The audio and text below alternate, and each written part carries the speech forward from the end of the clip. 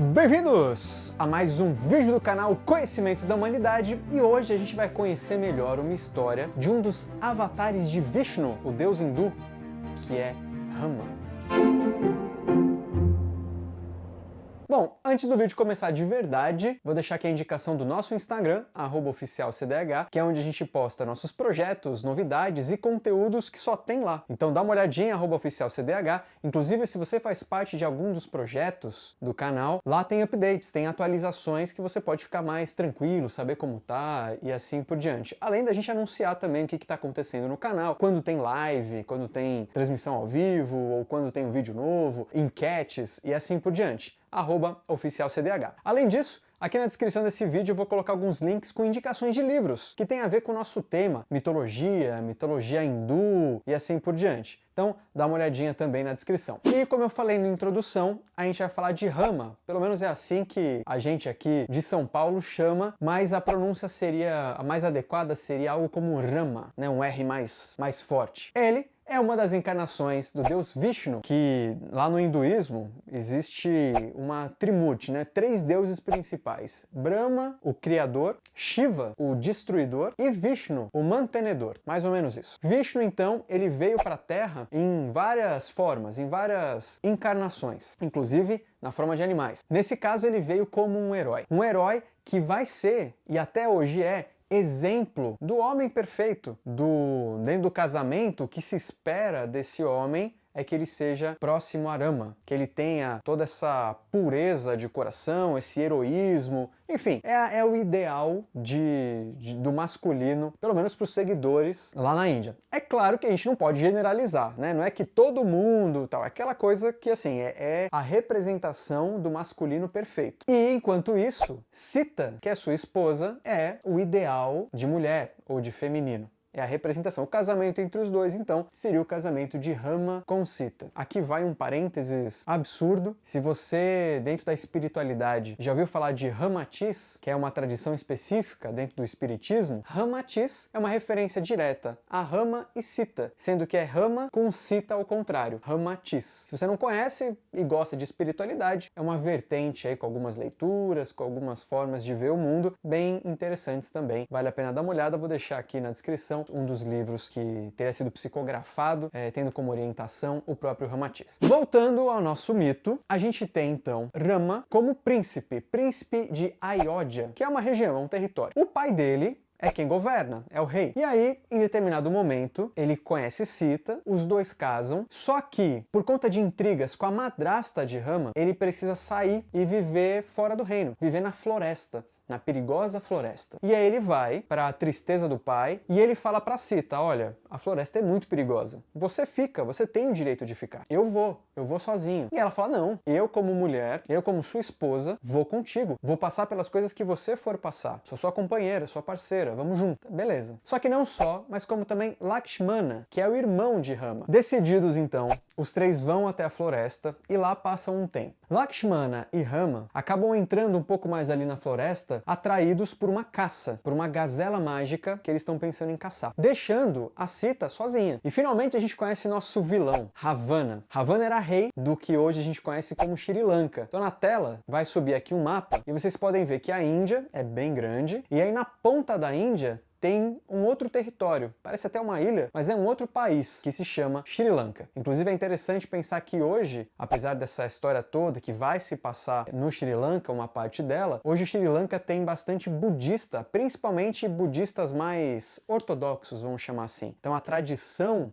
pura, eles reivindicam, como se fosse a não deturpada e tal. Então o pessoal ali do Sri Lanka é bastante budista. Mas então, voltando à nossa história, que não tem a ver com Buda, tem a ver com hinduísmo e tem a ver com Vishnu, nós temos então o rei do Sri Lanka, de Lanka, raptando Sita. Então ele fica deslumbrado com ela, ele quer, se sente atraído, atrai os dois, porque a gazela mágica foi ele que colocou os feitiços para Rama e Lakshmana serem atraídos. E aí ele pegou Sita à força e a levou. E é muito interessante esse relato, porque olha só, agora o pessoal que gosta de ufologia vai pirar. Porque aí Ravana coloca a Sita dentro da sua carruagem voadora, do seu transporte voador, e vai até Lanka, até o Sri Lanka, onde mantém ela presa com as suas outras mulheres. Ele tem várias mulheres. Quando Rama percebe que tá sem Sita, ele e Lakshmana, o irmão, ficam loucos, assim, e agora? O que a gente faz? Vamos correr atrás, quem viu? Alguém viu alguma coisa? E aí começam a aparecer aliados. Uma águia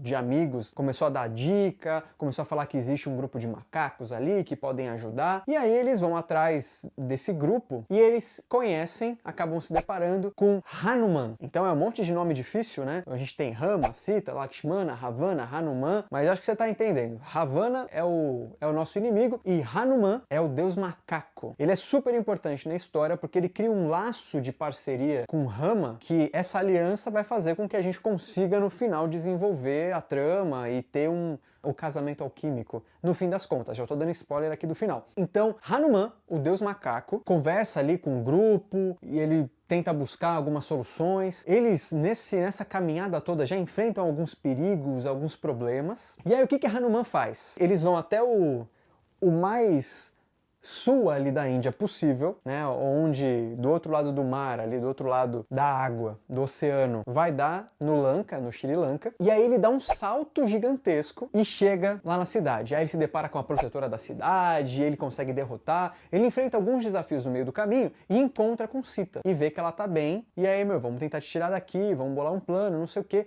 mas ele acaba sendo avistado e perseguido pelos guardas do Ravana e até colocam fogo ali no rabo dele, ele meio que mete fogo na cidade, consegue fugir e volta para onde Rama tá, na beira do oceano. E aí ele fica feliz por um lado, mas desconsolado por outro. A Sita realmente tá lá, tá bem, mas pô, o que a gente vai fazer? Bom, ele senta na beira do oceano e começa a entrar em meditação e a entrar em prece, em oração, pro oceano de alguma maneira o ajudá-lo a atravessar, porque como é que ele vai atravessar com um exército? Como é que ele vai atravessar da Índia até Sri Lanka? Não dá pra ir nadando assim, né, de qualquer jeito. E aí ele medita, não chega a conclusão nenhuma e ele começa a ficar bravo, ele começa a ficar meio puto. E ele tinha um arco sagrado, ele era um arqueiro, ele tinha um arco sagrado, um arco dado diretamente por Brahma. Então era um arco, não era era um senhor arco. E aí ele começa a ameaçar o oceano com uma flecha. E aí depois de ele atirar algumas vezes, além de provocar uma turbulência ali na água, né,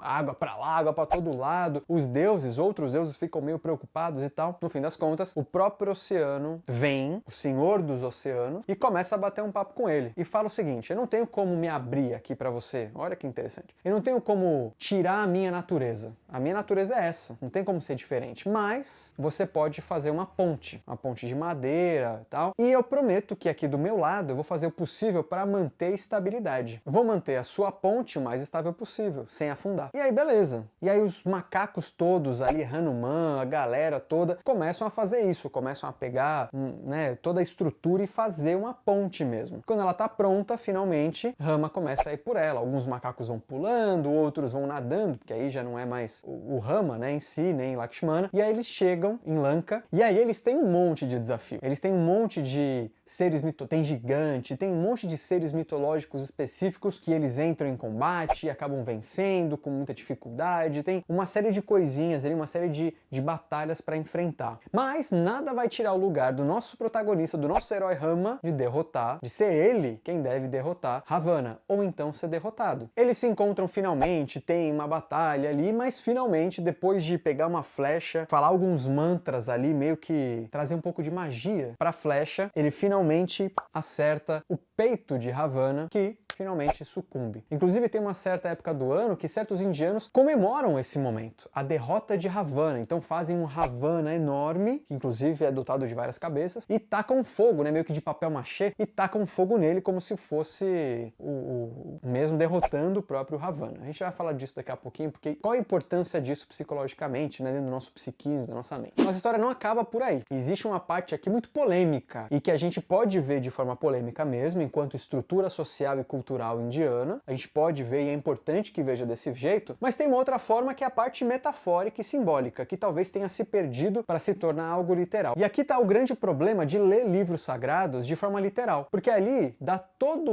a motivação para a gente ser racista, preconceituoso de vários tipos, machista, xenofóbico, enfim, todo tipo de preconceito e de discriminação. Os vários livros sagrados nos dão essa impressão. Se a gente olhar na literalidade, a gente tem isso. Se a gente conseguir olhar profundamente, olhar com outros olhos, a gente pode ter algo precioso pra gente se conhecer, ok? Vamos entender do que eu tô falando. Quando ele resgata a Sita, ele se recusa a voltar com ela, a consumar o casamento alquímico, que a gente tanto fala no canal. Casamento alquímico seria como que a metáfora da união de opostos, masculino e feminino dentro da gente, finalmente entrando numa síntese, e não num conflito eterno. Isso interno, eu não tô falando externo, tô falando interno. Mas por que ele se recusa? Porque, apesar dele acreditar nela, de alguma maneira ela precisa provar para a sociedade de que ela não fez nada com Ravana, de que Ravana não a obrigou a ter relação sexual com ele, por exemplo. É uma situação muito triste, como assim? E veja que se a gente pegar na literalidade, a história inteira no literal não faz sentido, porque pô, você veio até aqui, sabia da possibilidade e agora você vai embora sem mim? Então me deixava com o cara, né? Ou sei lá. Então se a gente pegar no literal não faz sentido, não é coerente, é porque existe algo além. Exatamente esse susto que dá, fala, pô, você não é o herói? Você não atravessou o país para vir me resgatar e agora você... Então, isso vale para todo mundo e todo livro sagrado. Se você vê um negócio que nossa, mas que esquisito. O esquisito é pra chocar mesmo. Inclusive, vou deixar aqui o link de um vídeo com Peri Sanches, que a gente fala um pouco sobre isso, sobre a hermenêutica dos livros recebidos. Mas vamos lá. Ela fica muito triste, acende uma pira, acende uma fogueirona e pede a Agni, né, o deus do fogo, que se ela for pura mesmo, como ela mesmo diz, se ela não tiver feito nada com Ravana, que ele mostre a todo mundo o quanto ela é pura e a proteja das chamas. E aí ela sobe na pira, não se queima, e aí depois de um tempo, ela volta e mostra pra todo mundo que aqui, ó, vocês estavam falando de mim. Rama, que sempre soube, falou, é isso. E aí eles se casam e vão viver felizes para sempre. Mas tem outras duas coisinhas muito interessantes. A primeira é que Rama pediu a Indra, um dos deuses antigos, ele era o grande deusão lá da antiguidade. Antes dessa trimurti que eu contei pra vocês, Brahma, Vishnu e Shiva, a Índia passou por vários, o hinduísmo, como a gente conhece, passou por vários momentos. Então, em determinado momento, Indra era o deusão mesmo, né? Era o grande deus e depois foi substituído. Nesse momento, Rama pede a Indra para que reviva todos os companheiros dele que morreram na batalha com Ravana. Então, além disso, ainda tem uma volta dos que foram. E uma outra coisa muito interessante, que não se conta muito isso nos livros de mitologia, tá? Mas é uma parte tão bonita e tão bacana e que a gente vê em algumas representações lá na Índia, que é Hanuman abrindo o peito e aí tem uma imagem de Rama e Sita dentro do peito dele. Essa história se passa no casamento de Rama com Sita, porque o Hanuman acaba recebendo um presente por ter sido tão fiel a Rama, por ter sido tão presente e por ter, de fato, feito acontecer. Se não fosse Hanuman, a história não teria progredido. Talvez Rama não teria conseguido resgatar Sita. Então ele ganha um presente, ele taca fora o presente, porque como se fosse a representação de Rama e Sita, ele fala, não, eu não preciso disso aqui, porque Rama e Sita está dentro de mim. E é isso uma parte crucial que tem poucos lugares, que é o que serve pra gente, ramicitas internos. Mas vamos entender um pouquinho uma primeira interpretação sobre essa história. Já falamos no canal diversas vezes sobre, então, o masculino e feminino. Eu não vou me alongar muito, então tem contos de fadas que a gente falou bastante, tem os arquétipos de ânima e ânimo, você pode acessar clicando nos cards que vão aparecendo dos próximos minutos aqui. Nós temos dentro de nós homens, mulheres e não necessariamente gênero, né? Não importa a sua orientação, com que você se identifica sexualmente ou em termos de gênero. Todo mundo, todo planeta, tem dentro de si aspectos que acabou convencionando chamar de masculino e feminino. Seria o equivalente ao yin e ao yang dentro do taoísmo, que também tem características ditas femininas e masculinas. Então o yang é o masculino, é o céu, é a expansão, é o movimento e o trabalho, e o yin é o feminino, é a escuridão, é o céu da noite, é a lua, é o repouso, é a passividade. Então esses dois devem ser compreendidos como complementares e não como opostos. Nós vivemos a nossa vida achando que são opostos, e não é achando conscientemente. A gente até pode entender a igualdade e tal. Não, mas interno. Homens não querem ceder à passividade ou ao feminino e mulheres não querem ceder ao masculino, nesse sentido de princípio. E aí, Yin e Yang fala bem disso. A gente está falando de uma complementaridade. Todos nós temos os dois. Não só seres humanos ou animais, mas tudo no mundo é composto de Yin e de Yang. Em algum ponto tem Yin, em algum ponto tem Yang. E aí o que a gente tem então? A gente tem um casamento bacana, mas aí a nossa sombra, o nosso lado desconhecido, que portanto nos deixa vulnerável, nos deixa amedrontados, porque é um lado nosso desconhecido que a gente precisa ter contato e que a gente não tem contato. E aí faz mal pra gente. Então isso está personificado em Ravana, que leva para longe, e aí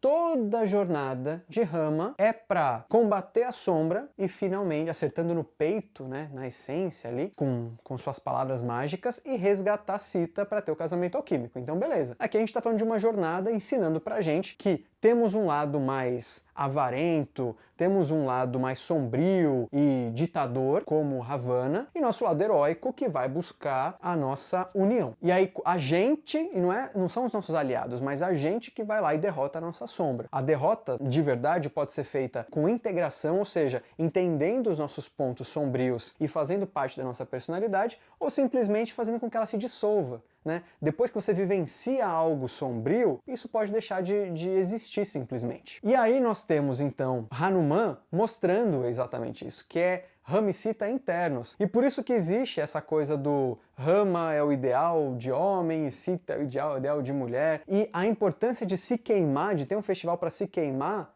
Ravana, é o expurgo mesmo, é assim, que o nosso mal, que tudo aquilo que a gente desconhece, que vire fogo e se transforme, né? E a Sita, ela tinha que provar de alguma maneira que ela não casou com a sombra, que ela não tá impura nesse sentido metafórico. E de novo, não tô passando pano pra cultura machista ou nada disso. Tô falando que a gente pode enxergar desse jeito. O nosso lado feminino não pode, né, quando a gente se identifica com o masculino, o nosso lado feminino não pode estar em conluio, em aliança com a nossa sombra. Ela tem que ser pura para servir ao rei e ser uma rainha, certo? Deixa aqui nos comentários o que você acha dessa polêmica toda e um pouco do mito, o que você achou. Um beijo do seu coração e até a próxima.